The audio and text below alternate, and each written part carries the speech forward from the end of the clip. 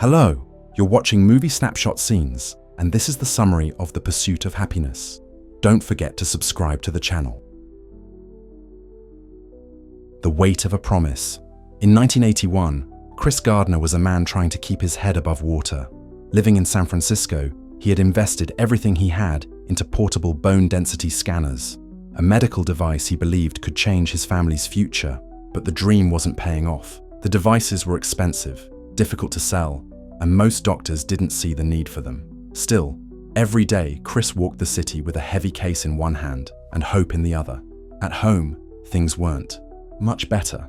He shared a small, cramped apartment with his girlfriend Linda and their young son Christopher. Bills piled up. Tensions ran high.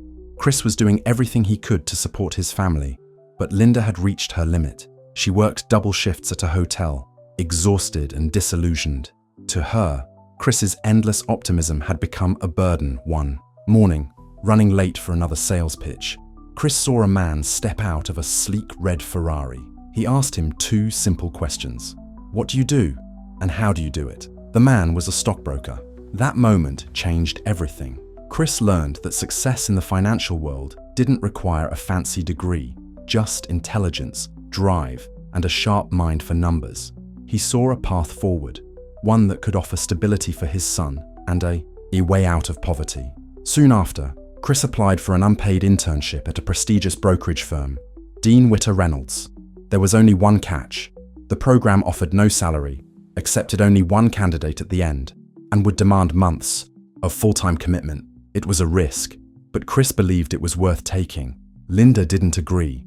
Their relationship collapsed under the strain. Unable to take the pressure any longer, Linda left, moving to New York in search of something better. Chris begged her to leave Christopher with him. He promised he would take care of their son, no matter what. With Linda gone, Chris was now a single father, balancing the responsibilities of parenthood with the grueling pursuit of a nearly impossible dream. He studied during late nights, memorized stock trends on public transportation, and smiled through every rejection. But the hardest part was still ahead. Because while the world of finance offered the possibility of happiness, the world Chris lived in was full of setbacks, some financial, others painfully human, and the pursuit had only just begun. Chris Gardner was now a man with everything to lose. He had secured a spot in the highly competitive internship program at Dean Witter Reynolds. It was unpaid, required long hours, and accepted only one candidate at the end. For most, it would be an opportunity. For Chris, it was a gamble, one that he couldn't afford to lose, especially not with his young son depending on him. Each morning began with a frantic routine. He'd drop Christopher off at daycare, race through crowded streets to the brokerage office, and then dive headfirst into a world he barely understood. Surrounded by sharp suits, polished smiles, and Ivy League pedigrees, Chris stood out, but not because he lacked ambition, rather because he had more of it than anyone else in the room. He was fighting for something more than a title or a paycheck. He was fighting for survival. With no income, Chris scrambled to sell his remaining bone density scanners just to keep the lights on. But clients were few, and payments were delayed. He fell behind on rent, then parking tickets, then taxes. Each missed bill was another step closer to collapse. And yet, he never let his son see him break. Chris wore a mask of calm determination around Christopher. They played games, read books, and navigated the world together like a team. "You're a good papa," Christopher would say, and those words became Chris's anchor, the reason he kept going. In the office, Chris refused to be outworked. He developed strategies to beat the system, calling more leads in less time by skipping coffee breaks, running between appointments instead of walking. He was charming, persistent, and razor-focused, but the pressure was crushing. Then came the eviction notice. Unable to keep up with rent, Chris and Christopher were forced out of their apartment. They slept in a motel for a while, but even that luxury disappeared. In a heart-wrenching moment, they found themselves with nowhere to go. That night, Chris took his son to a subway station bathroom. He locked the door, curled up with Christopher on his lap, and held him as the boy drifted to sleep.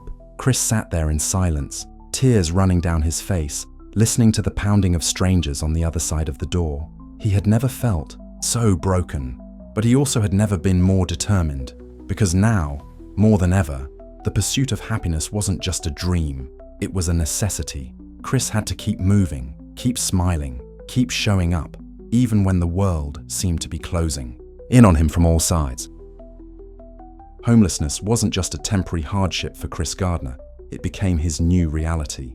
With no permanent address, Chris and his son Christopher moved from place to place each night, seeking safety wherever they could find it. Some nights, they stayed in shelters, lining up in long queues at the Glide Memorial Church, hoping to secure one of the limited beds. Other nights, they found themselves riding buses, sitting in waiting rooms, or curled up together in public restrooms. Chris protected his son from the harshness of their situation with everything he had, always turning their struggle into a kind of adventure.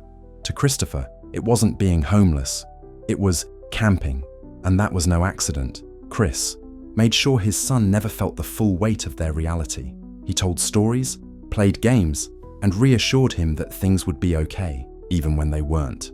By day, Chris put on his only suit and returned to Dean Witter Reynolds, hiding his desperation behind a forced smile and unwavering focus. No one at the firm knew he was homeless. He couldn't afford for them to. Image was everything in that world, and he couldn't risk looking weak, distracted, or unstable.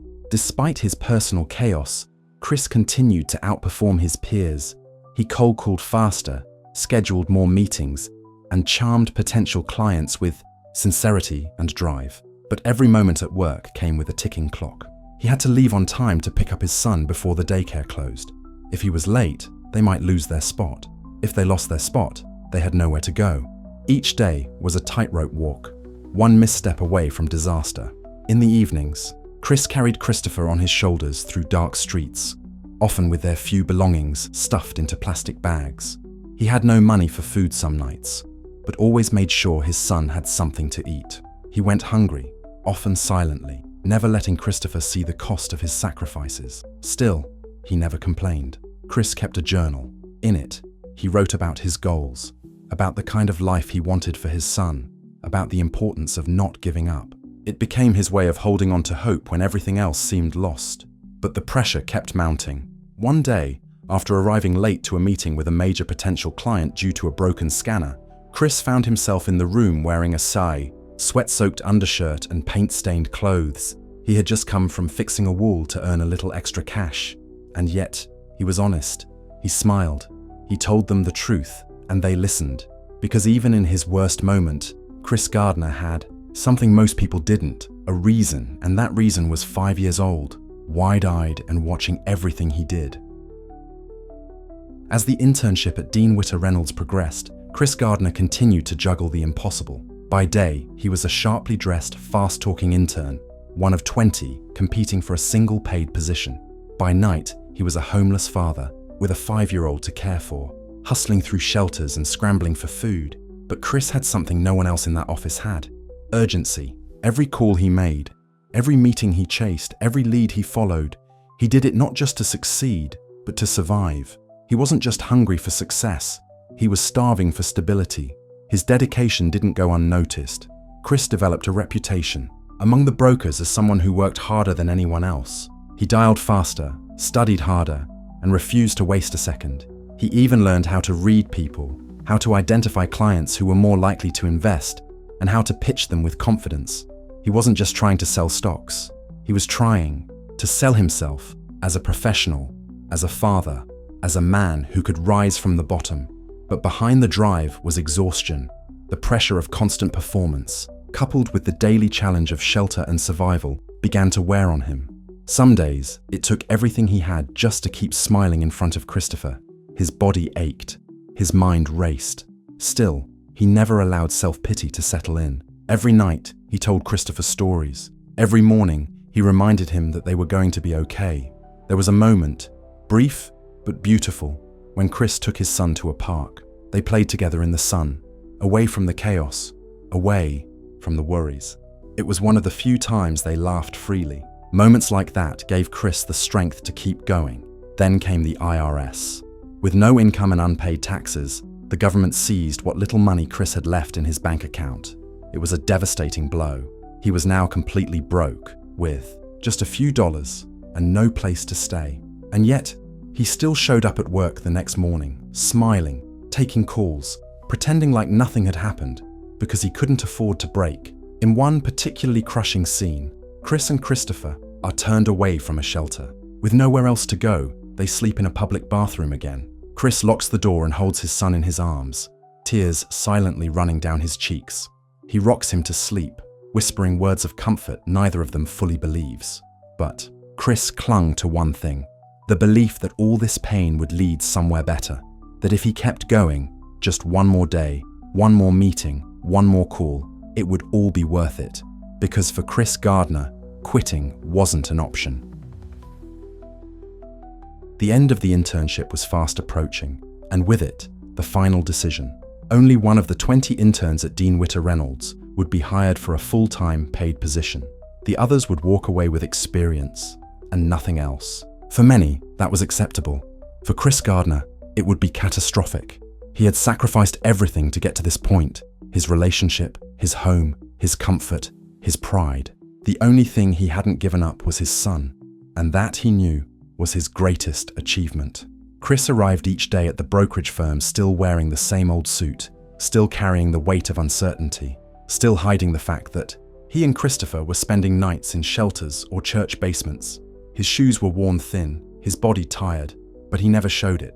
He smiled, shook hands, made calls, and landed meetings with clients who never knew he had just come from. Sleeping on a cot, his mind never stopped working. He calculated time like money, shaving minutes off his schedule so he could make more calls, pitch more clients, earn more chances. He never stopped chasing, and yet, he never lost his humanity. In one powerful scene, Chris returns a lost toy to another child at the shelter. In another, he calmly reassures Christopher after a long, difficult day. No matter how hard the world pushed him, Chris never let it steal his compassion. He may have been poor in material things, but he was rich in character. Still doubt lingered. He had no guarantees, no signs from above, only the knowledge that he had done everything he could. Then, one day, he was called into a conference room. 3 executives from Dean Witter sat at the table. Their faces were unreadable. Chris sat down, silently bracing himself for the words that would determine the course of his and his son's lives. And then it came. "We'd like to offer you a position here at the firm." Chris blinked. He nodded. He forced a polite smile. But as he stepped out of the office, into the hallway, everything broke. His face contorted with emotion. Tears welled in his eyes. He clapped his hands together once and raised them to his face, barely holding it together. After all the struggle, the pain, the endless nights of fear and hunger, it had finally paid off. He walked to Christopher's daycare, slowly, almost in disbelief. When his son ran into his arms, Chris held him tighter than ever before. He didn't say it then, but in his heart, he knew they were going to be okay. Happyness realized.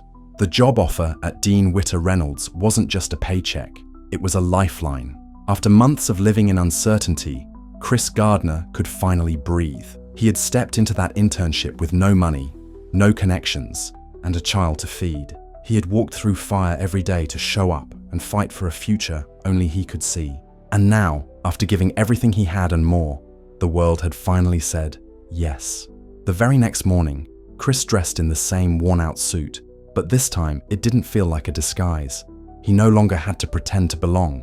He did belong. His first official day as a stockbroker wasn't marked by celebration or applause, but by quiet reflection. Chris knew the hardest part of his journey was behind him, but the work, the responsibility, the climb, they were only beginning. He and Christopher moved into a modest apartment. Nothing fancy, but it was theirs.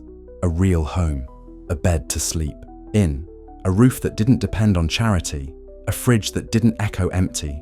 Chris made sure every small win felt like a victory, and he continued to raise his son with the same patience, hope, and love that had guided them through the darkest days. Christopher, still young, didn't fully understand what his father had endured, but he knew that his dad had never let go of his hand, never faltered, never broke. And now, the little boy who once asked if they were going to be okay was living in a world his father had built, brick by brick, sacrifice by sacrifice. In the final scene of the film, Chris walks along a sunlit street, a smile creeping across his face. There's no music swelling dramatically, no crowds cheering, just a man in a quiet moment realizing he made it, realizing that happiness, true, hard-earned happiness, was not a fantasy. It was standing tall after everything tried to knock him down. It was providing for his son. It was being able to say, "We made it." And as the credits roll, a final message appears. It tells us that Chris Gardner went on to open his own brokerage firm. He became a multimillionaire, but more importantly, he never forgot where he came from. He used his success to inspire others, to show that no matter how far you fall, there's a way back up. The Pursuit of Happyness is not just a story of poverty to prosperity. It's a story of resilience, of love, and of belief when belief feels impossible. Because sometimes happiness isn't given. Sometimes it has to be earned, one impossible day at a time.